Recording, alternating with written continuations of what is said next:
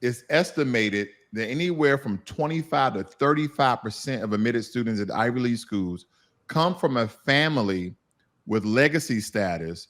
That's a major thing for education institutions that accept fewer than 10% of the students who apply. And we kind of look at the numbers. I did a range where it says anywhere from 3.41% to 7%, and that kind of lands on 5% of the total amount of people that apply to these Ivy League schools that get accepted, only 5%. Now, within that 5%, we're looking at the 18%, for our example, for Brown, that Asian Americans actually receive. But when it comes to legacy, this is another form of discrimination to non-white people because regardless of their scholastic achievements, their merit, their GPA, what level of high school they graduated on, they're simply getting admitted because a family member went there, or they're a big pocket donor, or they're a recruited athlete. That has nothing to do with their scholastic achievements.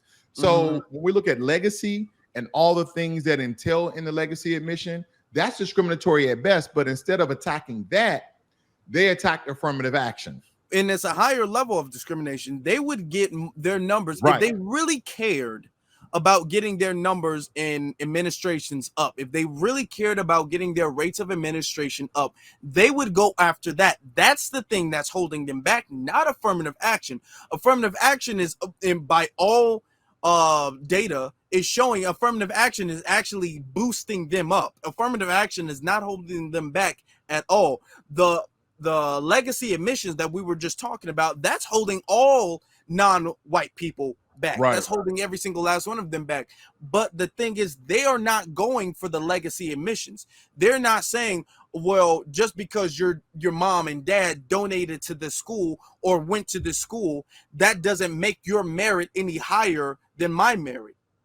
Or just because you were a star athlete on a high school football team, that doesn't make your merit higher than my merit because you're 6'2" and I'm 5'3". That doesn't, and that's mean, Right. but that doesn't make your merit higher than my merit. You know what I'm saying? But they're not challenging that because they view that, okay, that's white people stuff. We leave that alone.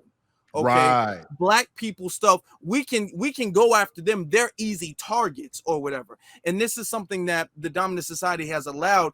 When they allow buffer classes, to kind of deflect from their racism, to use them as the puppets, and they be the puppet master. And as a benefit of that, the buffer class feels as if I can attack Black people too. I can't attack the puppet master, but I can attack Black people as well too. Absolutely.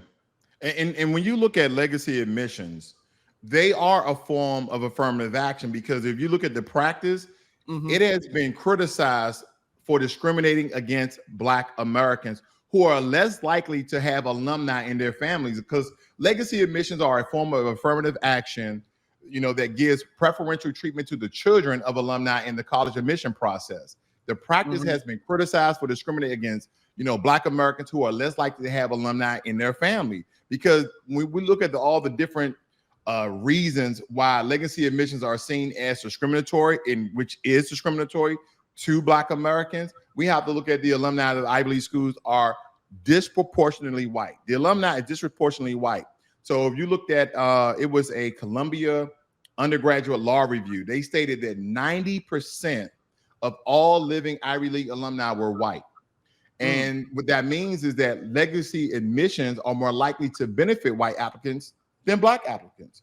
And then second, legacy admissions give an unfair advantage to applicants who are already privileged, right? The children of alumni are more likely to come from more wealthier families than Black people. They come from better schools than Black people, and they have more connections in that arena, in that sector than Black people. So that gives them an advantage over Black people who are applying for these schools that have particular backgrounds. And then thirdly, legacy admissions perpetuate racial inequality by giving an advantage to white applicants that have legacy admissions help to maintain racial status quo at these so-called Ivy League schools. This is because white students are already overrepresented at these schools, and legacy admissions make it even harder for Black students to be admitted.